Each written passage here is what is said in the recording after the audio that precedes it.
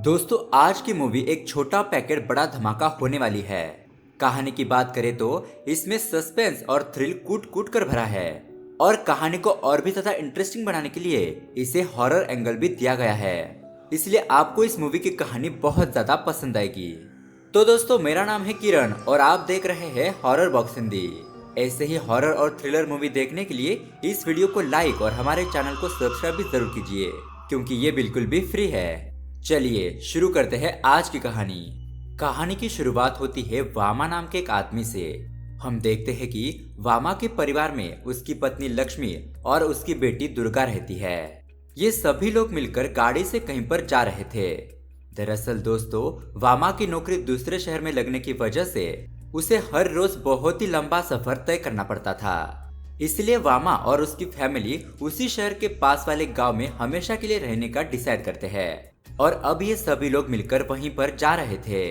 रात का समय था और अंधेरा भी बहुत ज्यादा हो चुका था, लेकिन तभी अचानक रास्ते में उनकी गाड़ी बंद पड़ जाती है और अब वो सभी लोग रात को जंगल में फंस चुके थे। अब वहाँ का घना जंगल और अंधेरे को देखकर लक्ष्मी और उसकी बेटी दुर्गा ये दोनों ही बहुत ज्यादा घबराने लगती है। अब ड्राइवर अपनी गाड़ी को चेक करने के लिए नीचे उतरता है और वो लोग देखते हैं कि जंगल के जानवर वहां से भाग रहे थे। ये देखकर वो दोनों माँ बेटी और भी ज्यादा डर जाती है। तब वामा उन्हें समझाते हुए कहता है कि खामखा क्यों चिल्ला रही हो, यहाँ पर कोई भी भूत वगैरह नहीं है, ये सब तो जंगल में रहने वाले जानवर है। हमारी गाड़ी थोड़ी देर में ठीक हो जाएगी और हम यहाँ से चले जाएंगे, थोड़ी देर शांति रखो। तभी वामा को वहां पर एक हवेली दिखाई देती है जो कि बहुत साल पुरानी लग रही थी। वामा ड्राइवर से उस हवेली के बारे में पूछता है। तब ड्राइवर उसे बताता है कि साहब आप इस हवेली से दूर ही रहिए, ये हवेली भूतिया है। बहुत साल पहले यहाँ पर जॉसमन नाम का एक आदमी और उसका परिवार रहता था, लेकिन जॉसमन को एक बीमारी थी जिसकी वजह से उसकी दिमागी हालत बिगड़ गई थी और ऐसे में जब उसका दिमाग सटक जाता था तो कभी कभी वो अपनी पत्नी और माँ बाप को भी मारता था। इसीलिए उसकी पत्नी जॉसमन को ठीक करने के लिए डॉक्टर के पास जाकर दवाई लेकर आती है। अब जॉसमन की तो दिमागी हालत ठीक नहीं थी, इसकी वजह से वो तो सीधे तरीके से दवाइयाँ नहीं खा सकता था। इसलिए उसकी पत्नी जॉसमन को उसके खाने में दवाइयाँ मिलाकर देने लगती है और धीरे धीरे उन दवाइयों को खाने के बाद जॉसमन को फायदा भी होता है, वो थोड़ा शांत भी हो जाता है और उसकी हालत थोड़ी थोड़ी सुधारने लगती है। लेकिन एक दिन उसकी पत्नी खाने में दवाइयाँ मिला रही थी और जॉसमन उसे देख लेता है। अब होना क्या था, उसका दिमाग फिर से सटक जाता है और ये सब कुछ देखने के बाद उसे लगता है कि उसकी पत्नी खाने में जहर मिलाकर उसे मारने की कोशिश कर रही है। इसलिए चाकू लेकर वो अपनी पत्नी को ही मार देता है। तभी उसकी चिल्लाने की आवाज सुनकर जॉसमन के माता पिता वहां पर आते हैं और वो अपने बेटे को रोकने की कोशिश करते हैं, लेकिन गुस्से में जॉसमन अपने माता पिता को भी खत्म कर देता है। अब इतनी सारी लाशें उसके बच्चे देख लेते हैं और वो दोनों बहुत ज्यादा रोने लगते हैं, लेकिन उन दोनों बच्चों की आवाज भी जॉसमन को चुभने लगती है और वो उसी मेंटल स्टेट में अपने बच्चों को उठाकर पास के कुएं में ही फेंक देता है। अब थोड़ा टाइम बीतता है और उसे समझ में आता है कि उसके अपने पागलपन की वजह से उसने खुद के ही अपने पूरे परिवार को मार दिया है। इसीलिए अब वो खुद को भी बहुत ज्यादा गिल्टी महसूस कर रहा था और इसी वजह से वो खुदकुशी करके खुद को भी मार देता है। अब दोस्तों ये सारी घटना ड्राइवर वामा और उसकी फैमिली को बता रहा था। वो आगे ये भी बताता है कि उस दिन के बाद इस हवेली में अजीब अजीब सी आवाजें आने लगी और वो आवाजें उसी परिवार की होती है, इसीलिए गलती से भी इस हवेली के आसपास कोई भी नहीं भटकता। अब वामा ये कहानी सुनने के बाद ड्राइवर से कहता है कि तुम एक आदमी होकर ऐसी कहानियों पर विश्वास करते हो, ये भूत वगैरह कुछ नहीं होता, ये तो बस तुम्हारे मन का वहम और अंधविश्वास है। अब दोस्तों उनकी गाड़ी तो ठीक नहीं होती, इसलिए वो उस रात हवेली के पास एक मकान था वहां पर रुकते हैं। अब अगले दिन उस मकान का मालिक वामा से कहता है कि अगर आपको ये मकान पसंद आया है तो आप इसे खरीद सकते हो। और हम यहाँ पर देखते हैं कि वो मकान मालिक अपने घर को काफी कम रेट में बेचने के लिए भी तैयार था। इसलिए वामा भी सोचता है कि अगर मैं गाँव के अंदर वाले इलाके में घर ढूंढूंगा तो वैसे भी वो मुझे बहुत महंगा ही मिलेगा और मुझे काम के लिए शहर भी जाना पड़ता है और शहर को जाने का रास्ता यहीं से होकर जाता है, तो क्यों न मैं इसी मकान को खरीद लूं। और इस तरह से वामा सब कुछ सोचने के बाद उस मकान को खरीद ही लेता है और हम देखते हैं कि उसका पूरा परिवार यहीं पर रहने लगता है। उसके बाद वामा पास ही के एक बड़े कॉलेज में अपनी बेटी का एडमिशन करने के लिए जाता है। तब उसे पता चलता है कि इस कॉलेज में सीट मौजूद है और उसकी बेटी दुर्गा को इस कॉलेज में एडमिशन मिल सकता है। ये बात सुनकर वो बहुत ज्यादा खुश हो जाता है और वो अपने घर पर जाने लगता है। लेकिन तभी रास्ते में उसे एक ब्रोकर रोक लेता है और उसे कहता है कि अरे तुमने तो यहाँ आने से पहले घर खरीदने की बात मुझे कही थी और तुमने मुझे बिना बताए ही घर खरीद लिया और मकान लिया तो लिया, लेकिन उस भूतिया हवेली के पास वाला ही मकान क्यों लिया? उस मकान मालिक ने तुम्हें कम रेट में वो घर इसलिए दिया क्योंकि पिछले 5 सालों से वो उस घर को बेचने की कोशिश कर रहा था, लेकिन वो मकान उस भूतिया हवेली के पास होने की वजह से उसे कोई खरीद नहीं रहा था।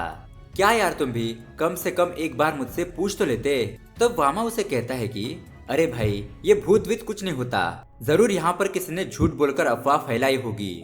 मैं तो वहाँ पर रात भर रहकर भी आया, मुझे तो वहाँ पर कोई अजीब चीज नहीं लगी और कोई डर भी नहीं लगा, वहाँ पर कोई भूत वूत नहीं है। ये बात सुनकर ब्रोकर उसे कहता है कि ठीक है मेरे भाई, मेरा काम तो बस तुम्हें समझाने का था, तुम मेरी बात पर यकीन ही नहीं करना चाहते तो अब मैं इसमें क्या ही कर सकता हूँ, लेकिन कुछ ही दिनों बाद तुम्हें सब कुछ समझ में आ जाएगा।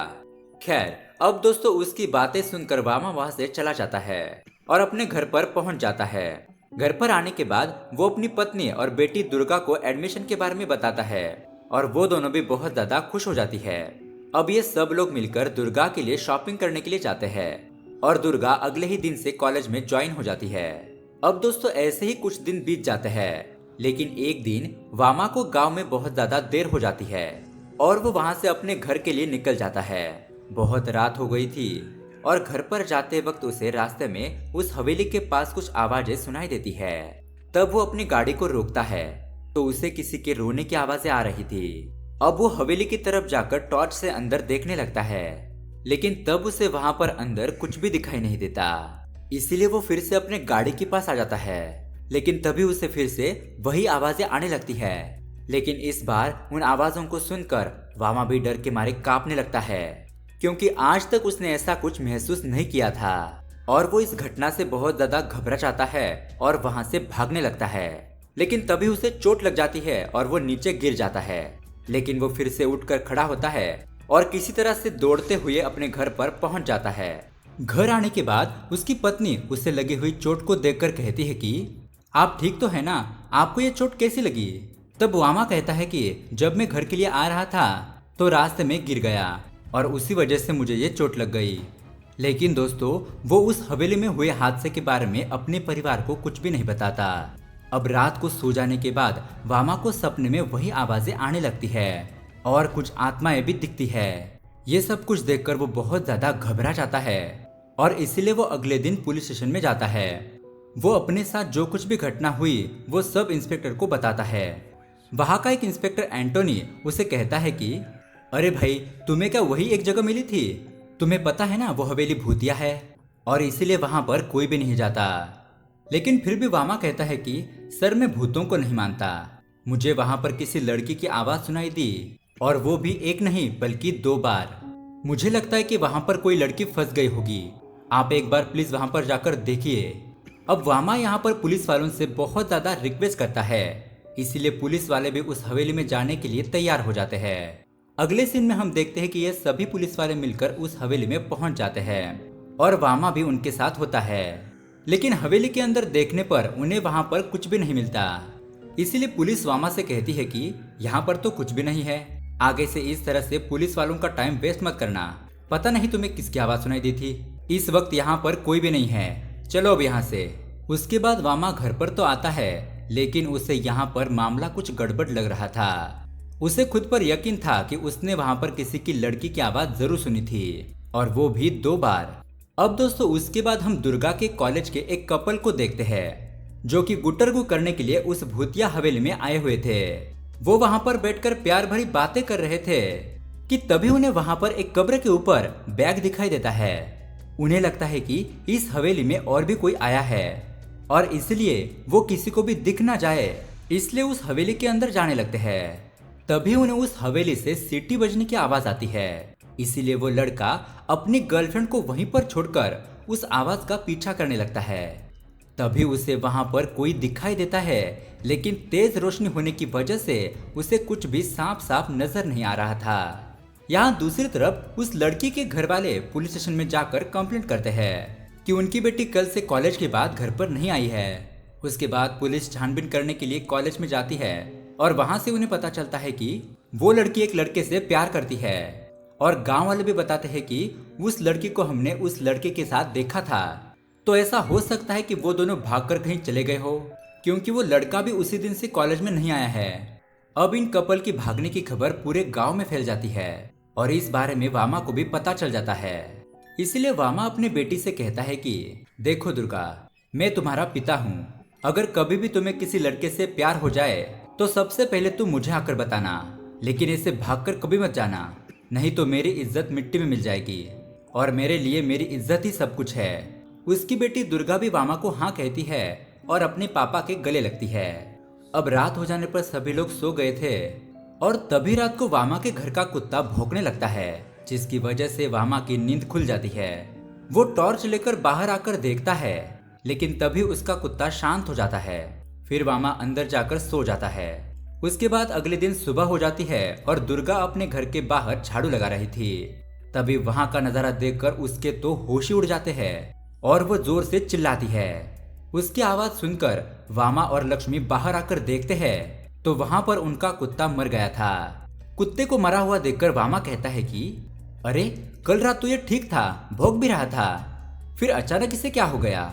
उसके बाद वो अपने मन में सोचता है कि जब रात को ये कुत्ता शांत हो गया था तब मैं घर के अंदर चला गया था, हो सकता है तभी किसी ने हमारे कुत्ते को मार दिया होगा। उसके बाद वामा अपने कुत्ते की लाश को लेकर जंगल में जाता है और उसे दफन करके घर पर वापस आता है। वामा यहाँ पर फिर से सोचने लगता है कि हो ना हो यहाँ पर जरूर कुछ गड़बड़ है और अब मुझे ही जाकर सब कुछ देखना होगा।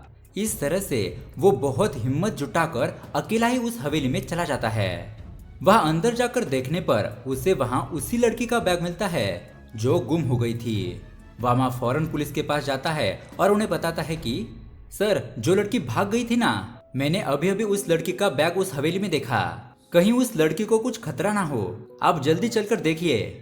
लेकिन वो पुलिस वाला उसे कहता है कि पिछली बार जब हमने तुम्हारा कहना माना था और उस हवेली में गए थे तो हमारा बहुत टाइम वेस्ट हो गया था, वहां पर हमें कुछ भी नहीं मिला था, इसलिए इस बार मैं तुम्हारे साथ नहीं चलूंगा। और अगर तुम्हें इतनी ही इन्वेस्टिगेशन की पड़ी है ना, तो तुम खुद ही जाकर क्यों नहीं देख लेते। इसलिए ज्यादा होशियार बनने की जरूरत नहीं है, तुम बस चुपचाप अपना काम करो। अब पुलिस वालों की ऐसी बातें सुनकर वामा निराश हो जाता है और वहां से अपने काम के लिए शहर निकल जाता है। उसके कुछ देर बाद एंटोनी नाम का एक इंस्पेक्टर वामा के घर पर आता है और वामा के बारे में पूछने लगता है। दुर्गा उसे बताती है कि सर, वो तो काम के लिए शहर गए हैं, आपको कोई इम्पोर्टेंट काम था क्या उनसे। एंटोनी कहता है कि नहीं नहीं, ऐसा इम्पोर्टेंट वाला कोई काम नहीं था, मैं उससे फिर कभी मिल लूंगा। और इतना कहकर वो पुलिस वाला वहां से जाने लगता है। लेकिन दुर्गा देखती है कि उसकी गाड़ी में उसी गुम हुई लड़की का बैग है और उस बैग को उसने कॉलेज में भी देखा था। अब गांव वालों की तरह भी दुर्गा को लग रहा था कि वो लड़की भाग गई है, लेकिन इस पुलिस वाले की गाड़ी में उस लड़की का बैग देखकर दुर्गा को उस पुलिस वाले पर शक हो जाता है। अब रात को वामा जब घर पर वापस आता है तो दुर्गा उसे बताती है कि पिताजी, एक पुलिस वाला आपसे मिलने के लिए आया था और उसकी गाड़ी में मैंने उसी गुम हुई लड़की का बैग देखा। वो पुलिस वाला जरूर सबसे कुछ छुपा रहा है। वामा कहता है कि ठीक है, मैं कल ही पुलिस स्टेशन जाकर देखता हूँ। उसके बाद वामा सोचने लगता है कि जब मैं कल पुलिस से मिलने के लिए गया था तब एंटोनी ने उस बैग के बारे में क्यों कुछ नहीं बोला। अब उस रात को वामा को ऐसा सपना आता है कि वो इंस्पेक्टर उसकी बेटी दुर्गा को मार रहा है और तभी उसकी नींद खुल जाती है। उसके बाद वामा सुबह सुबह उस ब्रोकर से मिलने के लिए जाता है, क्योंकि उसे पता था कि इस ब्रोकर को गांव के हर आदमी के बारे में सब कुछ पता होगा। वामा उस ब्रोकर को 2000 रुपए देता है और इंस्पेक्टर एंटोनी के बारे में जानकारी देने के लिए कहता है। अब उसके अगले दिन ब्रोकर उसे बताता है कि एंटोनी ने अभी तक शादी नहीं की है, उसकी उम्र भी बहुत ज्यादा हो गई है और वो अकेला ही रहता है। फिर वो ब्रोकर उससे पूछता है कि लेकिन ये सब कुछ जानकारी तुम्हें क्यों चाहिए। वामा उसे कहता है कि कुछ नहीं, जब मेरा काम हो जाएगा तब मैं तुम्हें बता दूंगा। उसके बाद वामा काम करने के लिए शहर जाता है और वहां से उसी ऑफिस में काम करने वाले अपने एक दोस्त को कॉल करता है और उसे बताता है कि तुम्हें मेरा एक काम करना होगा। वामा उसे अपने साथ हुई सारी घटना के बारे में बताता है। और कहता है कि तुम एंटोनी का पीछा करो, वो क्या क्या करता है, कहाँ कहाँ जाता है, इस सब के बारे में पता करो। मैं तुम्हारा यहाँ पर सब कुछ काम संभाल लूंगा। अब वामा की फैमिली की सेफ्टी को ध्यान में रखते हुए उसका दोस्त भी मान जाता है। उसके बाद वो एंटोनी पर नजर रखता है और वामा का दोस्त वामा को उसी हवेली के पास एक कब्र होती है वहां पर लेकर जाता है। उसका दोस्त उसे बताता है कि एंटोनी यहाँ पर आता है और उसके बाद मुझे डर लगता है, इसलिए मैं यहाँ से चला जाता हूँ। अब ये बात जानने के बाद वामा को एक आइडिया आता है। उसके अगले दिन हम देखते हैं कि एंटोनी इसी कब्र के पास आकर रुकता है और दोस्तों यहाँ पर खुलते हैं इस कहानी के असली पत्ते। दरअसल दोस्तों यहाँ पर वो कोई कब्र नहीं थी, वहां तो एक खुफिया रास्ता था जो कि एक बड़े से बेसमेंट की तरफ जाता है। उसके बाद हम देखते हैं कि एंटोनी एक लड़की को बेहोश हालत में उठाकर उसी खुफिया रास्ते से अंदर जाने लगता है और यहाँ पर हमें पता चलता है कि वो बेसमेंट वाला रास्ता उस हवेली के अंदर जाता है। दरअसल दोस्तों एंटोनी ऐसे ही लड़कियों को अपने प्यार के जाल में फंसाकर यहाँ पर लाता था और उन्हें बेहोश करके मार के उनके साथ गलत काम करता था। उसके बाद हम देखते हैं कि वो खुद लड़कियों का ड्रेस पहन लेता है और इन सारी बातों से हमें पता चलता है कि एंटोनी एक साइको है और इसका दिमाग भी सटका हुआ है। अब एंटोनी अपना गेटअप पहनकर वहां पर कुछ मोमबत्तियां जलाता है और उन मोमबत्तियों से लड़की के साथ कुछ करने लगता है और उसके बाद लेटकर आराम से उस लड़की के साथ बातें करता है। तभी हम देखते हैं कि वामा अंदर आकर ये सब कुछ देख रहा था। एंटोनी भी उसे देखता है और कहता है कि अच्छा हुआ तुम यहीं पर आ गए, अब तुम्हें तो सब कुछ पता चल गया है, लेकिन तुम पर भरोसा कौन करेगा? और भरोसा तो तब करेगा ना जब तुम यहाँ से जिंदा वापस जाओगे। वामा भी सोचता है कि अभी मैं इसके साथ लड़कर यहाँ से भाग नहीं सकता, इसीलिए वो अपना दिमाग लगाता है और एंटोनी से कहता है कि अरे भाई, मैंने कब कहा कि मैं तुम्हारे बारे में सबको बता दूंगा, मैं भी तुम्हारी तरह ऐसी अजीब चीजें करता हूँ, इसीलिए तो गांव से इतनी दूर रह रहा हूँ। तभी वामा उसे अपनी चिकनी चुपड़ी बातों में फंसाकर अचानक ही हमला कर देता है। लेकिन एंटोनी भी शातिर था। अब उन दोनों में बहुत ही खतरनाक फाइटिंग होने लगती है और आखिरकार वामा एंटोनी को मार ही देता है और हमेशा के लिए उसे उस कब्र के अंदर बंद कर देता है। उसके बाद जब उस लड़की को होश आता है तो वो लड़की वामा से पूछती है कि एंटोनी कहाँ पर है। वामा उसे कहता है कि वो उसी जगह पर है जहां उसे होना चाहिए। और दोस्तों यहाँ पर हमें यह भी पता चलता है कि उस हवेली में लड़कियों की आवाजें इसीलिए आ रही थी क्योंकि एंटोनी यहाँ पर लड़कियों को ले जाकर टॉर्चर करता था और उस रात वामा जब वहां से गुजर रहा था और उससे जो लड़की की आवाज आई थी वो भी उसी तरह किसी लड़की की थी और वामा पुलिस स्टेशन में कंप्लेंट करने के लिए गया था, इसलिए एंटोनी ने उसके कुत्ते को ही मार दिया ताकि उसे ऐसा लगे कि यहाँ पर कोई भूत प्रेत का चक्कर है और डर के मारे उसे कुछ पता ही ना चले। लेकिन उल्टा तो वामा को सब कुछ पता चल गया और उसने एंटोनी को उसी कब्र में हमेशा के लिए बंद कर दिया। और दोस्तों इस तरह से ये कहानी यहीं पर एंड हो जाती है। तो दोस्तों आपको ये कहानी कैसी लगी हमें कमेंट करके जरूर बताइएगा। साथ ही वीडियो को लाइक और चैनल को सब्सक्राइब भी जरूर कीजिए ऐसे ही अमेजिंग वीडियो देखने के लिए। Thanks for watching.